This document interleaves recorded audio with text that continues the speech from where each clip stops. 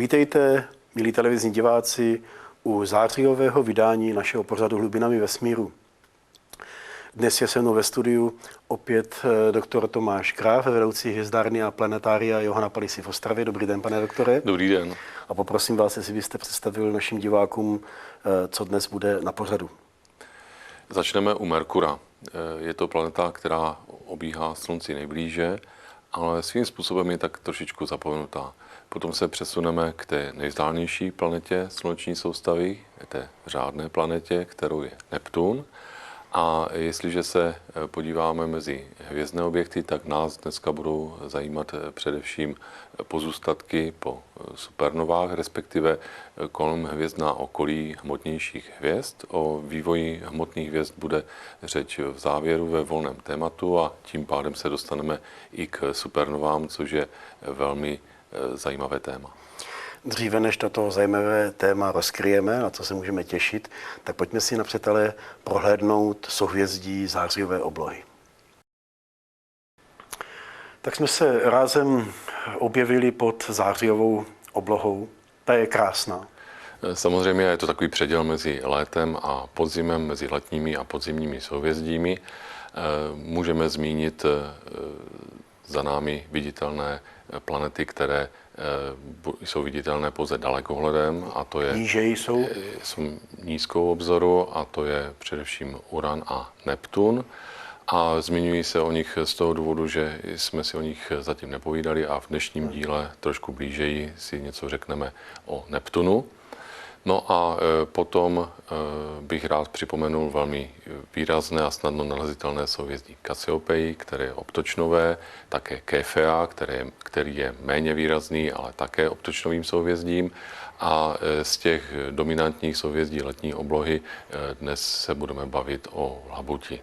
Tu Labuť jsme si připomněli už v některém minulém dílu, ale dnes ji tady máme i z detailu, protože tam jsou nesmírně zajímavá, i když okem pouhým nepozorovatelné objekty, nádherné mlhoviny, které už diváci mohou sledovat v tom zvýraznění za námi. Samozřejmě to je důvod, proč se tady Labuť objevuje, protože bude řeč o závojové, nebo chcete-li řasové mlhovině. A i když ona za ideálních podmínek na tmavé obloze by měla být okem viditelná, tak opravdu ty detaily vyniknou, a to si později ukážeme až na snímcích pořízených velkými dalekohledy. A i v té Kassiopeii se tam objevila jedna taková mlhovina, i o ní bude dnes řeč, ta je nesmírně zajímavá svými tvary. Samozřejmě, těšíme se na ní. Milí televizní diváci, zářijová obloha skýtá nádherný pohled na vesmír. Pojďme si tedy přiblížit některé z těch objektů, které jste za námi spatřili, a doporučujeme vám také, abyste září v noci sledovali oblohu. Stažením z hvězdné oblohy jsme se dostali opět k nám do studia, abych vás, milí diváci, pozval nyní už k jednomu z velmi zajímavých objektů, kterým je nejbližší planeta Sluníčka Merkur.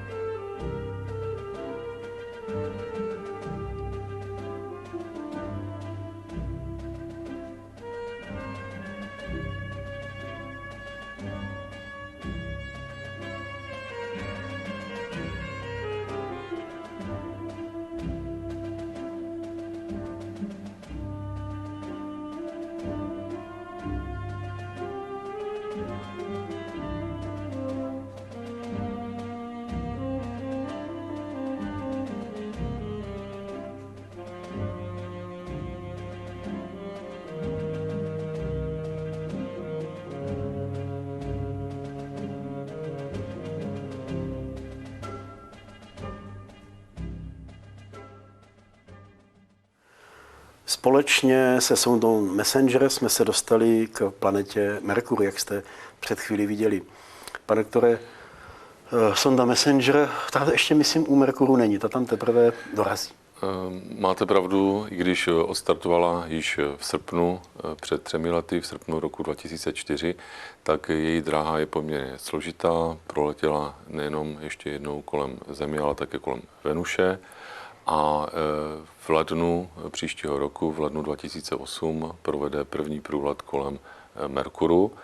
Budou následovat ještě 2 těsné průlety a v roce 2011 se dráha této sondy upraví natolik, že se stane vlastně umělým satelitem, který bude obíhat kolem Merkuru.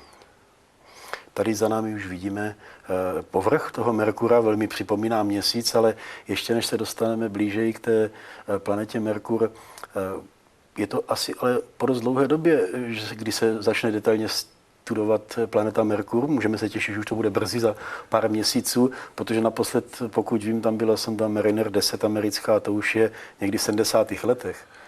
Mariner 10 zkoumal Merkur při několika těsných průletech v letech 1974-1975 a samotná planeta Merkur pro pozemského pozorovatele je také obtížně pozorovatelná, protože je úhlově velmi blízko Slunce, to znamená, že je vidět hned těsně po západu Slunce nebo těsně před jeho východem a nijak vysoko nad obzorem. To znamená, že musí být nejenom dobré počasí, ale ten pozorovatel musí mít taky odkrytý obzor, odkrytý horizont, nízký horizont v těch patřičných směrech. Ta propast v tom zkoumání sondami je opravdu velikánská a vědci si slibují, že teď teprve ten program, který je spojen se sondou Messenger, dokáže odkrýt větší znalost povrchu Merkuru, geologie jeho a také dokáže odpovědět na otázky, které souvisejí se vznikem Merkuru, to znamená i se vznikem celé sluneční soustavy. On nemá atmosféru, tak jsou tam asi dost vysoké teploty na povrchu, když je tak blízko sluníčka. Dá se to přirovnat k nějakému tělesu, třeba k tomu Měsíci, který je nám poblíž? To srovnání s Měsícem je možná při tom prvním pohledu, když tam vidíme povrch pokrytý mnoha krátery, ale zase bych tady rád zmínil, že sonda Mariner sice pořídila něco kolem 4000 snímků Merkuru, ale stále z téhož směru, to znamená do dnešních dnů, my známe detailněji pouze 45% povrchu této planety. A jestliže si slibujeme něco od Messengeru, tak je to právě poznání těch zbývajících procent povrchu a také o tom ostatním povrchu, který teď neznáme, tak máme jenom kuse informace z pozemských rádiových pozorování velkými pozemskými radioteleskopy. Možná za zmínku stojí, že teprve v roce 1965 byla radioteleskopem v Arecibu na ostrově Puerto Rico získána přesná perioda nebo správná perioda rotace Merkuru, která je zhruba 60 dnů. Když už se zmiňuji o těch parametrech, tak možná bych dodal, že Merkur obíhá ve 40% vzdálenosti Země Slunce a vy jste zmínil, že nemá atmosféru. Někdy se mluví o tom, že tam nějaké zbytkové plyny jsou, ale zároveň je zajímavé, že má poměrně silné magnetické pole, i když je to asi 1% pozemského, tak vzhledem ke svým rozměrům, kdy vlastně je to těleso podobné spíše Marsu nebo našemu Měsíci, ten průměr je menší než 5000 kilometrů, tak je to magnetické pole poměrně silné. Vysvětlujeme si to tím, že má poměrně velké železné jádro, ale nikdo už v tuto chvíli neví, proč zrovna tato planeta má tak velké železné jádro. Soudíme, že to souvisí nějakým způsobem se vznikem sluneční soustavy a s tím procesem formování sluneční soustavy v době před 4,5 miliardami roku. Merkur je tedy obsazen ještě vlastně mnohými neznámými skutečnostmi, takže se můžeme jistě oprávněně těšit na výsledky výzkumu sondu Messenger. Milí diváci, byla nejbližší planeta ke Sluníčku. A podíváme se teď na opačný konec sluneční soustavy, na tu nejvzdálenější planetu, kterou je Neptun.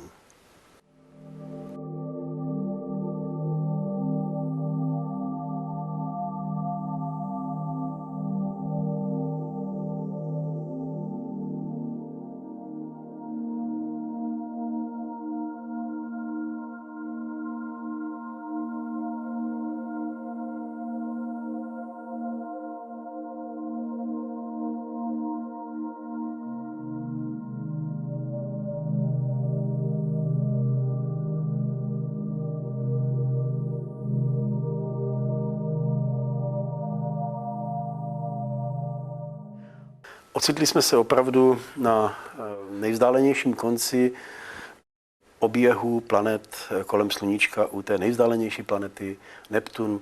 Jak už vidíte na našem pozadí, je to uchvatná modrá planeta, která ale donedávna to nebyla nejvzdálenější planeta. Čím se tak stalo, že nyní už je?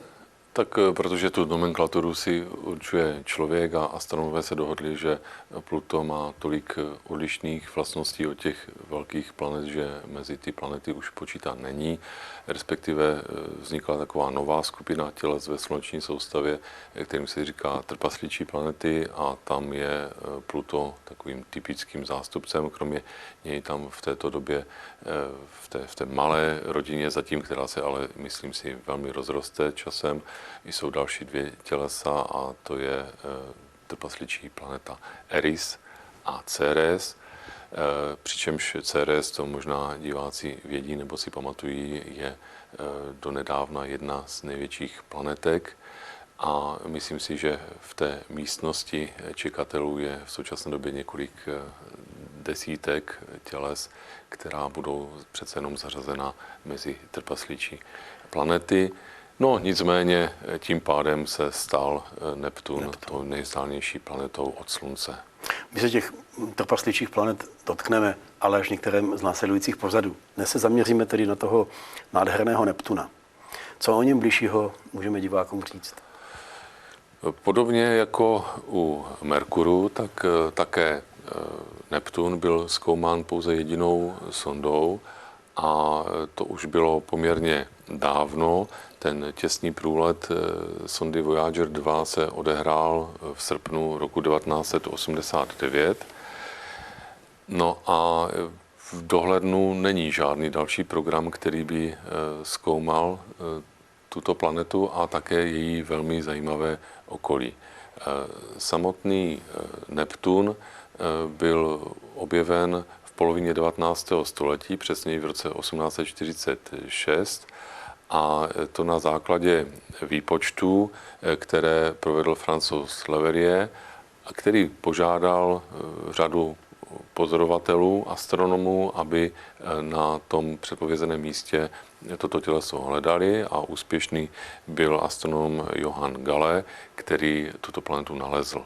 Ale přenesme se do toho moderního výzkumu, i když je už to řadu roků, co sonda Voyager proletěla kolem Neptunu, tak ten pohled na tu planetu byl velmi překvapivý nejenom pro tu nádhernou modrou barvu, ale také z toho důvodu, že se zjistilo, že má poměrně bohatou atmosféru bohatou na zajímavé jevy, že se tam objevují zase skvrny, cyklony, anticyklony, a také bylo zajímavé zjištění, že největší z jeho měsíců, Triton, je pozoruhodným světem sám o sobě.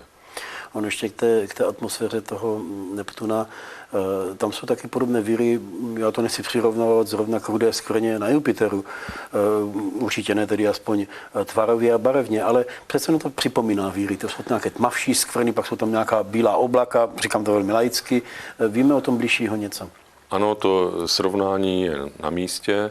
Soudí se, že na Neptunu nejsou ty skvrny, jak vy jim říkáte, ale jsou to v podstatě buď cyklony nebo anticyklony, tak časově stabilní, ale v zásadě se dá říci, že jsou podobné těm, které se objevují v Jupiterově atmosféře. Jsou to útvary v horních vrstvách té atmosféry.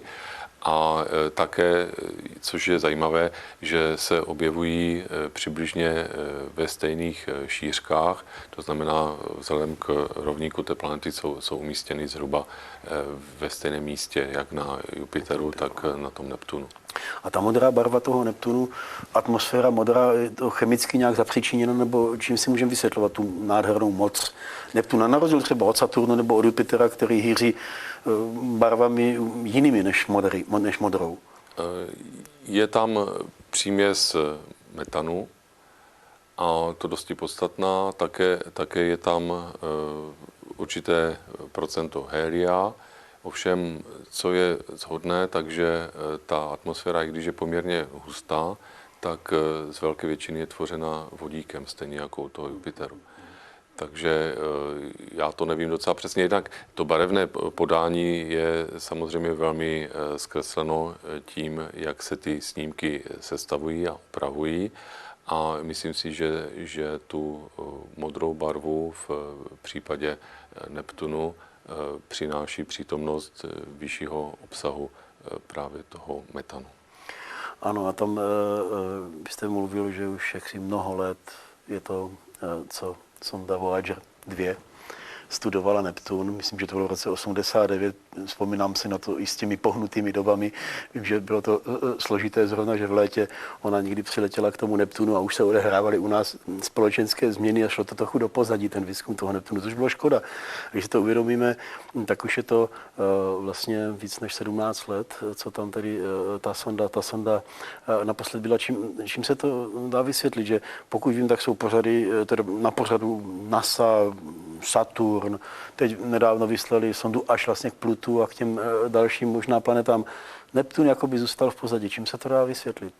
Já si myslím, že žádný velký projekt není v dohlednu především z finančních důvodů.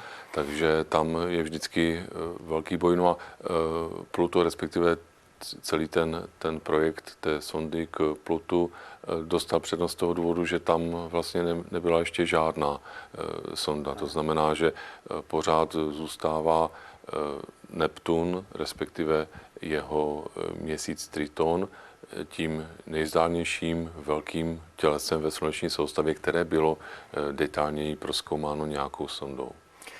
Myslím, že je čas se podívat na ten nádherný měsíc, Triton, protože byť ta sonda Voyager tam byla velmi krátce u toho Neptunu, ona vlastně jenom, řekl bych, prolétla kolem a zmizela někde už na periferii sluneční soustavy dnes.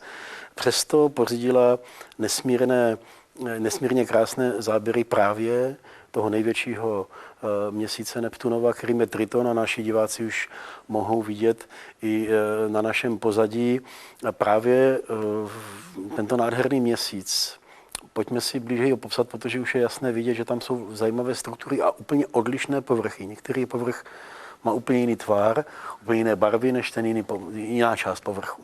Pro vědce bylo velké překvapení, když viděli snímky Tritonu, a zároveň bylo potom zřejmé, že se jedná o těleso, které do té rodiny svým způsobem nepatří, protože tam nebylo od začátku. To znamená, že je to měsíc, nebo chcete-li přirozený satelit Neptunu, který se s ním nevytvořil při vzniku sluneční soustavy jako zároveň, jako zbývající měsíce. Celkem je jich známo těch velkých u Neptunu asi 13, ale byl zachycen Neptunem později. To znamená, že zřejmě byl sformován v pásu, kterému se říká Kuiperův pás, a to těleso bylo tedy zachyceno. Ten důkaz proto takový nejpádnější je, že obíhá v retrográdním směru, to znamená opačně, a také má velký sklon své dráhy kolem Neptunu asi 21 stupňů.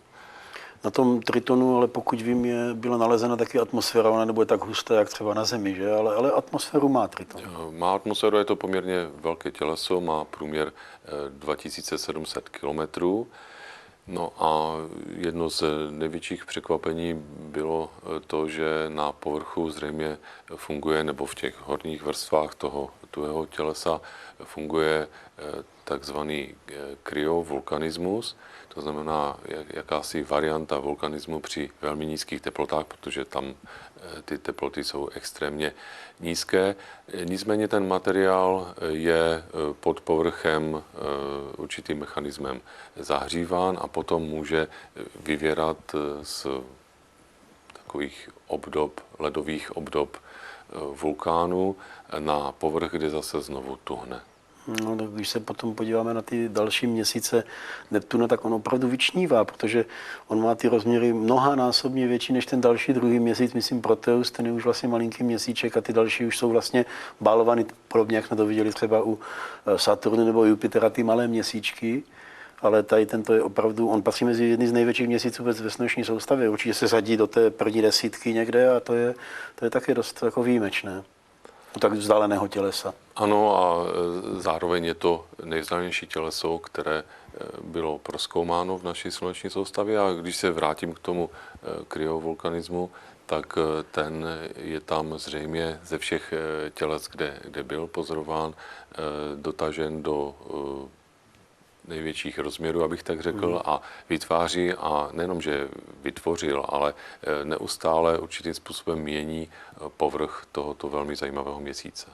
Ovšem bude trvat hodně dlouho, než se k němu opět podíváme, protože ani ta sonda New Horizons, která letí k Plutu, se vlastně Neptuna nedotkne, protože bude od něho daleko, takže vlastně budeme hodně dlouho čekat, než někdo možná uvolní finanční prostředky a vymyslí zase nějakou tu sondu k Neptunu. A myslím si, že pokud budeme trpěliví, takže ten námět na sledování tady tohoto měsíce tam určitě existuje, protože ten důsledek, který by vyplynul ze studia tohoto měsíce, by mohl být velmi přínosný. A možná to trošku se dá obrazně nahlédnout, že by takto nějak mohly vypadat i ty další trpaslíčí planety nebo některá tělesa, protože pravděpodobně on byl zachycen, jak jste říkal, z toho Kuiperova pásu, kdy už vlastně je i ten Pluto s Cháronem a další tělesa. Ano, přesně tak. Tento krásný měsíc Triton je tedy nejvzdálenějším tělesem, které zatím člověk studoval v naší sluneční soustavě. Pojďme se ale nyní pozvednout právě ještě dál za sluneční soustavu až zase do hlubin naší galaxie k jedním z nejkrásnějších mlhovin.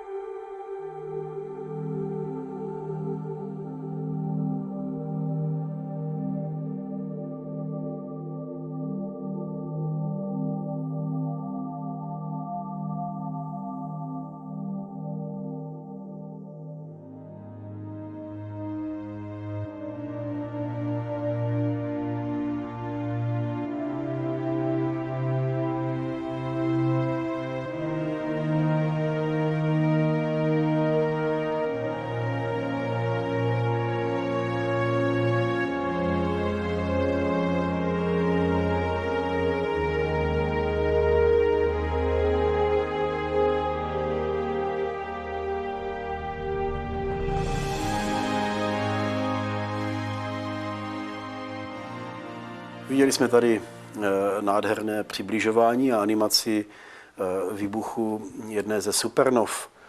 Konkrétně to byla Cassiopeia A, ale než se dostaneme k supernovám, to bude jistě velice zajímavé téma, tak se podívejme na uchvatnou mlhovinu, kterou už vidí diváci na našem pozadí, která má mnoho zajímavých názvů, ale tak typicky se jí říká bublinová mlhovina, protože opravdu připomíná tím tvarem svůj název. Ano, někteří astronové amatéři ji nazývají familiárně jako bublinka, ale budeme se držet to názvu bublinová mlhovina. Ona není tedy pozůstatkem supernov, ke kterým se za chviličku dostaneme. Jak může vzniknout takovýto útvar na obloze? To docela jistě není, protože tam ještě ta centrální hvězda existuje a je mnohem hmotnější než Slunce, čili to je ten důvod, ona je asi 40krát hmotnější než Slunce a opouští velké množství látky v podobě tzv. Hvězdného větru. Ten hvězdný vítr je v tomto případě poměrně rychlý, ta rychlost těch částic je asi 2000 km za sekundu.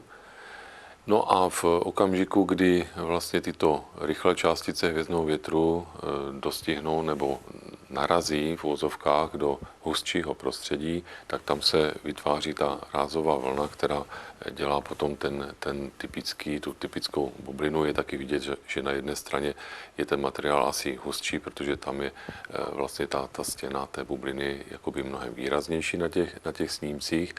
A při té interakci samozřejmě vznikají různé druhy záření, nebo respektive to prostředí září na různých vlnových délkách, proto taková výrazná barevnost tohoto objektu.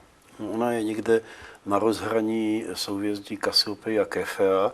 Tam by se asi dala nalézt, jak jsme viděli i na začátku, když jsme se dívali na souhvězdí, ale je snad sledovatelná už menším i zvětšením, protože je dost rozsáhlá, akorát ta barva je to komplikované, asi kvůli tomu, že nemáme dostatek filtrů, nebo jak to málo světla vydává. Tam rozhoduje průměr toho dalekohledu a rozhodně tady toto je objekt spíš pro střední nebo větší dalekohledy a nelze očekávat, protože to jsou snímky, které jsou pořízeny dlouhými expozicemi, že by člověk přímo při pohledu do dalekohledu viděl takovou barevnost.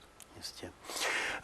Tato nádherná mlhovina, která je v souhvězdí Kassiopeii a na rozhraní to souhvězdí Kefea, je jistě velmi krásným objektem na sledování. Ale pojďme se nyní přesunout dál k souhvězdí Labutě a tak, jak naši diváci mohou vidět už na našem pozadí, dostáváme se mezi nádherné pozůstatky mlhovin, abych tak řekl, když to jsou vlastně mlhoviny.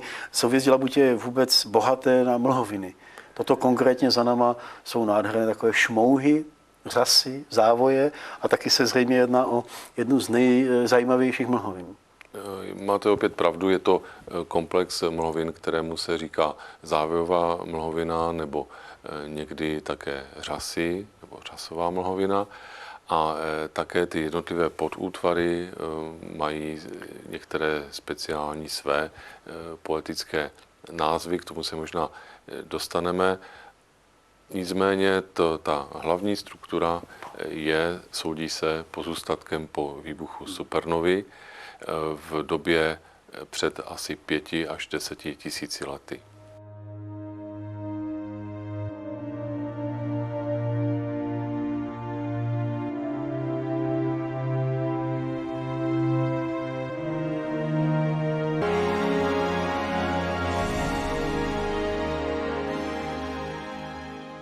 Jestliže vybuchne supernova, tak ty vnější vrstvy hvězdy, poměrně hmotné hvězdy, jsou vyvrženy do okolního prostoru a vlastně vzdalují se od toho epicentra toho výbuchu.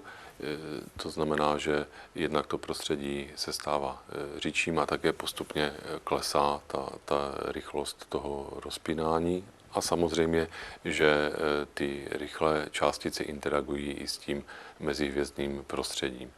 Soudí se, že toto je tedy výsledkem po mnoha letech, jestliže si uvědomíme, že ta supernova, která vybuchla v souhvězdí Labutě, tedy před těmi 5-10 tisíci lety, byla vzdálená několik tisíc světelných roků, tak ty rozměry, ty lineární rozměry dnes jsou úctyhodné, protože i úhlově, když to sledujeme z té poměrně velké vzdálenosti, zabírá ta závojová, respektive komplex těch závojových mlhovin plochu zhruba odpovídající 6násobku Měsíce v úplňku.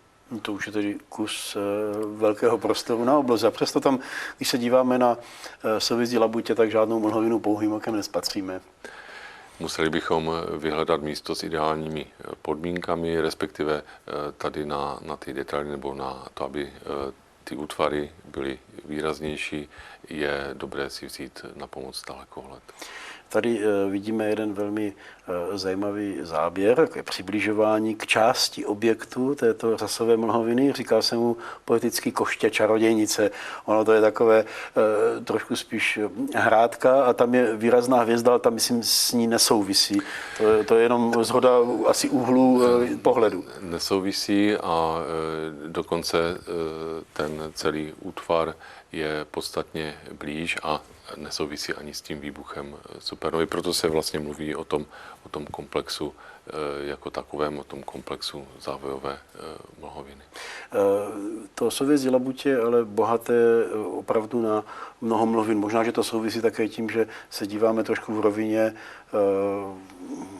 ramen naší galaxie, kde, jak jsme si říkali i v minulých dílech, je hodně těch mlhovin. Je tam velké množství mezihvězdné látky a to je tou příčinou, proč právě v tom pásu, protože Labutí prochází pás Mléčné dráhy a také okolními souhvězdími, těch objektů se tam nachází hodně a to jsou ty mlhoviny v uvozovkách jako ty pravé, které jsou způsobeny, skutečně to jsou objekty v naší galaxii a jsou způsobeny většinou nějakou interakcí záření s rozptýlenou mezihvězdnou látkou. To třeba tady je jedna z nich, dosti známá, říká se i Severní Amerika.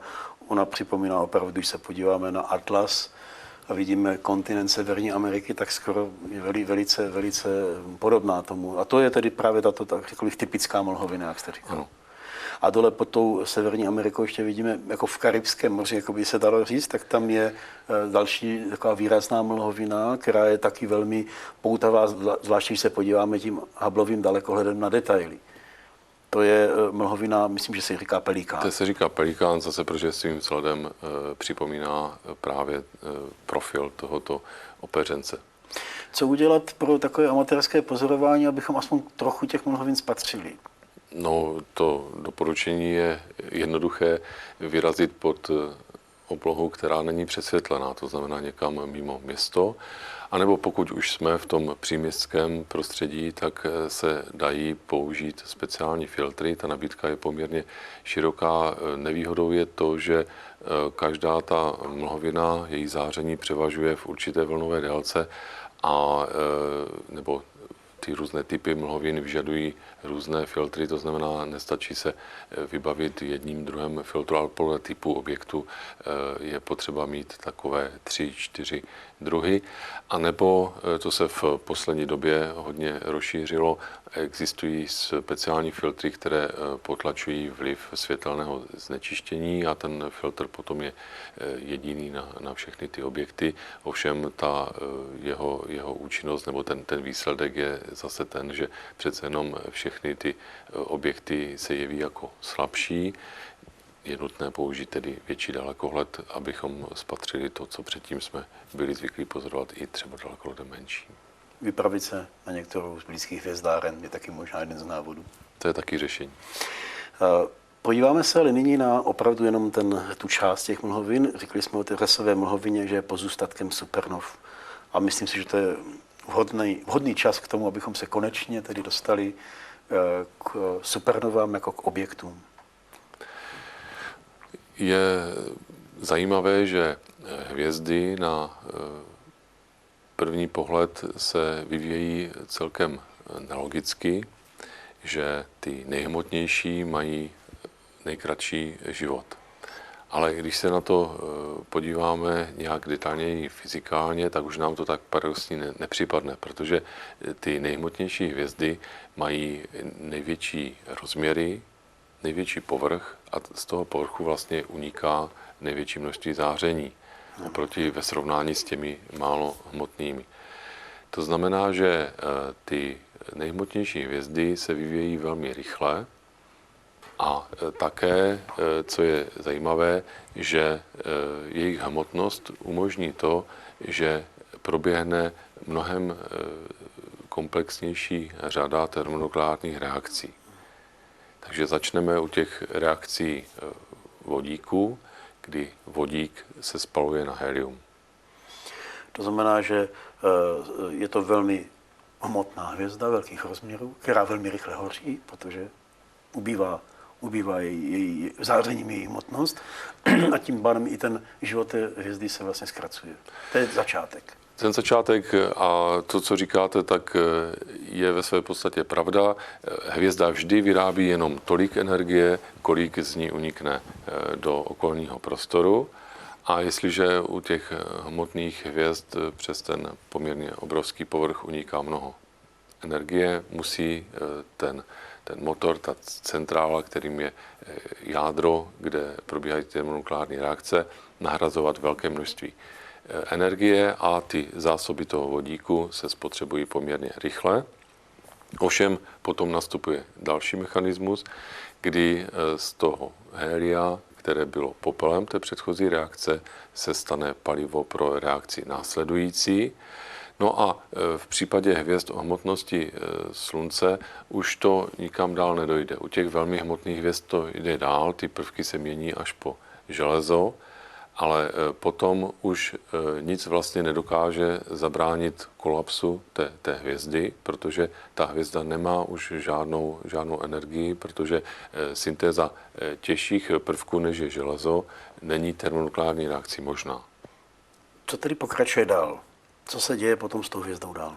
Ta hvězda vybuchuje jako supernova. Z pozorování různých supernov, především ve vzdálených galaxiích, protože v naší vlastní galaxii je to záležitost velmi vzácná, tak bylo zjištěno, že těch mechanismů, kterými může splanout supernova, je několik, respektive jsou pozorovány supernovy typu Římská 1 a supernovy typu Římská 2.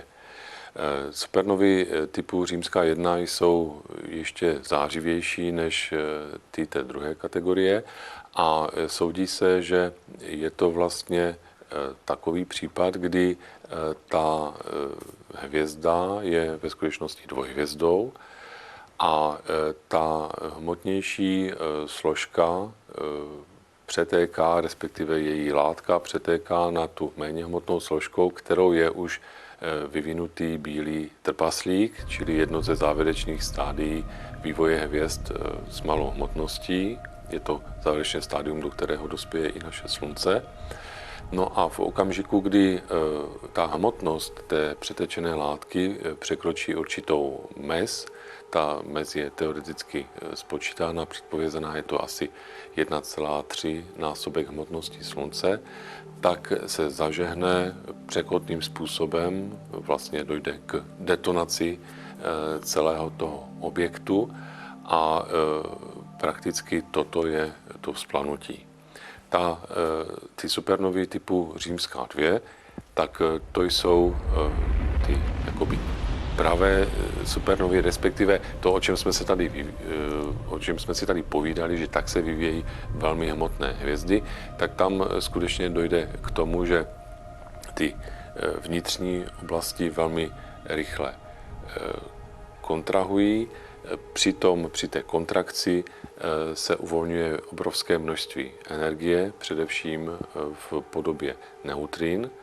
A ta neutrina, i když to jsou částice, které velmi málo interagují se svým okolím, velmi neochotně, tak je jich takové množství, že přenesou tu energii do těch vnějších vrstev, které velmi překotně, vlastně explozivně expandují a odnášejí část té energie. V takovém případě pak zůstane pozůstatek a tím pozůstatkem podle hmotnosti té původní hvězdy může být buď exotický objekt, o kterém se budeme časem tady také bavit, a to je černá díra, anebo takzvaná neutronová hvězda. A ještě než to dospěje k tomuto úplně vlastně téměř konečnému stádiu, tak ten pozůstatek toho výbuchu může být například i taková řasová mlhovina, kterou jsme před chvíli viděli, anebo podobné vyvrženiny té hmoty. Ten otisk tam zůstane, vidíte, velmi dlouhou dobu, protože to jsou ty vyvržené části, to jsou ty odvržené vnější části, které původně tvořily atmosféru té hvězdy. Dobře, tedy zbytek té hmoty, většina té hmoty se ovšem zhroutí. Jak jste řekl, možná v tu neutronovou hvězdu. Tedy jaká jsou konečná stádia těch supernov? Může v případě té supernovy typu 1, římská 1, tak může dojít k tomu, že vlastně veškerá ta látka je rozmetána do toho okolního prostoru, anebo tím pozůstatkem může být neutronová hvězda, případně černá díra. O těch neutronových hvězdách se dozvídáme především v tom případě, jestliže naše poloha jako poloha pozorovatele je natolik šťastná, že k nám míří záblesky rádiového nebo jiného záření a my pozorujeme potom tu neutronovou hvězdu jako takzvaný pulzar. Můžeme si ho tak trošku nějak přiblížit, ten pulzar, jste říkali, že máme to štěstí, že jsme v určité rovině. Dá se to tady nějak ukázat nebo trošku přiblížit divákům, aby viděli, jak funguje takový pulzar nebo ta neutronová Samozřejmě hvězda? Velmi zjednodušeně lze říci, že neutronová hvězda má poměrně silné magnetické pole a z toho důvodu vlastně to záření ji opouští velmi obtížně a především ve směrech rotační osy. Ona sama velmi rychle rotuje a jestliže ten kužel, podobně jako maják, zasahuje směr k Zemi, tak potom můžeme s periodou rotace pravidelně sledovat pulzy buď toho rádiového nebo energetičtějšího záření a z toho se dá usoudit na řadu vlastností té neutronové hvězdy. Ať o tom jenom tak neteoretizuji a řeknu nějaký příklad, tak je známo například, že v souhvězdí Býka splanula v roce 1054 supernova. Její pozůstatek je znám jako krabí mlhovina a v centru té krabí mlhoviny se nachází neutronová hvězda, pulzar, který sledujeme už dost dlouhou dobu. Tak ho tady diváci mohou vidět v některých záběrech, ale mohu říct, že se krabí mlhovinou budeme zabývat ještě v jednom z následujících pořadů velmi podrobněji. Nicméně zajímá mě ten pulzar nebo neutronová hvězda. Dá se říct, že to jsou synonyma, nebo dost často v té literatuře se to rozlišuje. Jednou se mluví o neutronové hvězdě, jindy o pulzaru. Je tam rozdíl mezi tím? Já si myslím, že neutronová hvězda se prozradí pro nás jako pozorovatele jedině v okamžiku, kdy je právě tím pulzarem, to znamená, že nás zasahuje ten svazek toho záření. A jestliže máme vysvětlit nějak tu podstatu, je to velmi hustý objekt, protože ten název naznačuje, že ta hustota je taková, že všechny elektrony v té látce jsou vmáčknuty do jader, nejsou v těch načechraných elektronových obalech, jsou vmáčknuty do jader, kde interagují s protony a vytvoří neutrony. To znamená, tu neutronovou hvězdu je možné si představit jako takové gigantické, obrovské atomové jádro.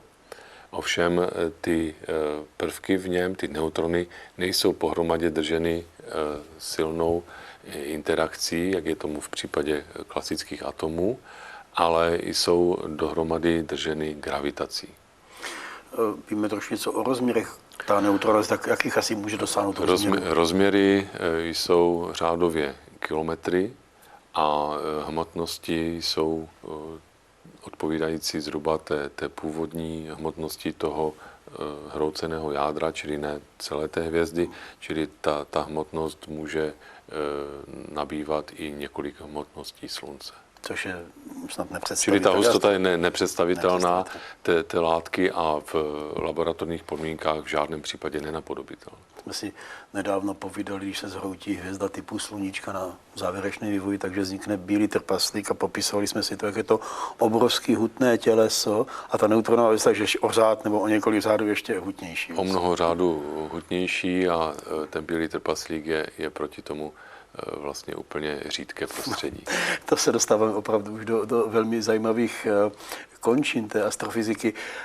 Ta rotace jste říkal, že je velmi rychlá, že to hutné těleso tak zřejmě bude velmi rychlá, že se ani neroztrhne obrovskou rotaci. Pokud jsem četl, tak to jde řádově do tisíců, možná 10 000 oběhu nebo otáček kolem vlastní osy za sekundu. To si ano, tam se to liší a také s vývojem, respektive soudí se, že samozřejmě ta rotace se určitým způsobem bude brzdit.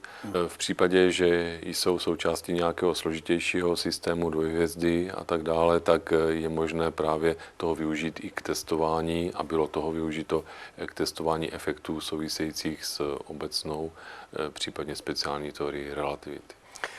O supernovách se toho hodně mluví v poslední době.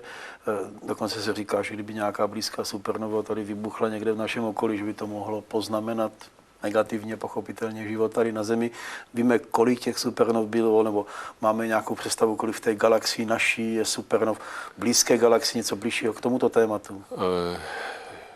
No já za sebe vám řeknu, že sice nepřál bych si, aby ta supernova vybuchla někde blízko, ale přál bych si vidět nějakou supernovu v naší galaxii, protože to by bylo pozdvižení, na které čekají astronomové astrofyzikové už déle než 400 let a zhruba ta doba je možná nazrála, protože ta periodicita teoretická výbuchu supernov v naší galaxii je zhruba jednou za 400 let, takže je možné, že se toho dožijeme, ale předpovědět se tento jev nedá.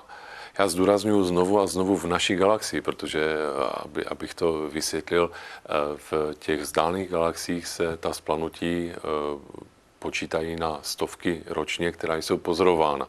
Nevíme samozřejmě o všech, nejsou objevena veškerá, ale z toho taky pramení studování a informace o supernovách. Jestliže by splanula nějaká supernova v naší galaxii, bylo by možné ji studovat mnohem detailněji, tak jak se to stalo před 20 lety v roce 1987, kdy splanula supernova Záhumny, doslova a do písmene, protože splanula ve Velkém Magellanově mračnu, což je nepravidelná galaxie poměrně blízko naší galaxie s velkým G, a ta je bohužel pozorovatelná jenom na jižní obloze. Velké Magellanovo mračno je vzdáleno asi 180 000 světelných roků. No a už toto stačilo k tomu, že vlastně z toho jediného výbuchu se astrofyzikové dozvěděli mnohem více informací než z mnoha stovek vzdálených výbuchů. Poprvé také byla detektována neutrina, která souvisí a uvolňují se při tom výbuchu. A když už jsme si tady řekli něco o té klasifikaci, tak toto byla supernova typu římská 2, to znamená, byl to ten typický vývoj té osamocené, velmi hmotné hvězdy. U těch jiných galaxií vím, že se to často publikuje. Také jsme se tady v jednom z dílů bavili o Bodeho galaxii M81, kde také nedávno vybuchla, tedy nedávno z našeho pohledu, došlo světlo, taková supernova, takže je můžeme víc spatřovat tedy v těch vzdálenějších objektech než v naší galaxii. Ano, je to pochopitelné, protože těch galaxií je mnoho a dokonce někteří astronomové amatéři, pokud vůbec se to dá jako tak použít, protože to jsou lidé na úrovni profesionálu, mají pozorovací program zaměřený. Abych zmínil třeba reverenda Evanse, který v Austrálii pozoruje, a je to člověk, který zná vizuální vzhled několika tisíc galaxií, za jasného počasí je prohlédne a opravdu v těch galaxiích těch supernov objevil mnoho, řekl bych několik desítek, snad se příliš nepletu. Nikdo na severní polokouli se ničemu takovému systematicky nevěnuje, čili tímto tady pouštím do éteru možnost nebo námět na zajímavý pozorovací program. Také se nedávno hovořilo o tom, že snad některé hvězdy jsou jakoby nachystány vybuchnout nějakou supernovu. Mluví se třeba o hvězdě Betelgeuse, tedy nejjasnější hvězdě v Orionu, nebo nedávno proběhla taky zmínka o Eta Carinae, že by snad měla vybuchnout, to bylo při nějaké příležitosti, když vybuchla opravdu supernova ve vzdálenější galaxii. Těch kandidátů bychom mohli zmínit několik, nicméně nedá se to předpovědět. Nedá se to předpovědět, jako že za rok, za dva něco takového se stane, to můžeme jenom typovat tak jako v nějaké sázkové kanceláři. Důvodem je poměrně složitá fyzika tady celého toho procesu, no a není také známo docela přesně, jakým tempem, jakou rychlostí se ty termonukleární reakce vyvíjejí, odehrávají. Takže ta doba, kdy budeme moci ukázat a říct, tak za 5, za 10 let nebo za 100 let tady tato hvězda vybuchne jako supernova, tak ta je velmi vzdálená. Můžeme s nějakou jistotou tedy alespoň tvrdit, že v našem nejbližším okolí, já teď nevím, do jaké vzdálenosti, to nejbližší okolí by se dalo říct, nevybuchne supernova tak, aby nečekaně ohrozila Zemi? Já si myslím, že v tom ohledu můžeme být klidní, protože ty velmi hmotné hvězdy v tom těsném okolí Slunce prakticky nejsou. Naopak kolem Slunce jsou hvězdy, které mají hmotnost mnohem menší, než je sluneční. A ty rozhodně nečeká kariéra supernovy, ale docela jiný vývoj, mnohem takový, řekl bych, méně dramatický, pozvolný. U Slunce to bude vývoj v bílého trpaslíka, u těch méně hmotných hvězd je to v podstatě takové jenom pomalé doutnání do podoby červeného trpaslíka nebo posléze černého trpaslíka. Jsou to objekty, ve kterých se vlastně ani nezapálí jiná termonukleární reakce než hoření vodíku na helium. Můžeme být tedy klidní, že v nejbližších chvílích a letech nás určitě nečeká zánik prostřednictvím výbuchu supernovy, to trošku na odlehčení. Já už ale pro dnešek moc děkuji panu doktoru Gráfovi, že jsme si tak mohli poutavě vykládat právě o takových zajímavých tělesech, jako byly svatý mlhoviny, nebo i planeta Neptun, Merkur a závěry ty supernovy. A pozvu vás, milí diváci, k říjnovému sledování našeho pořadu. Bude neméně zajímavý, protože se budeme věnovat také vzdálené planetě Uran, která má velmi i nádherné měsíce.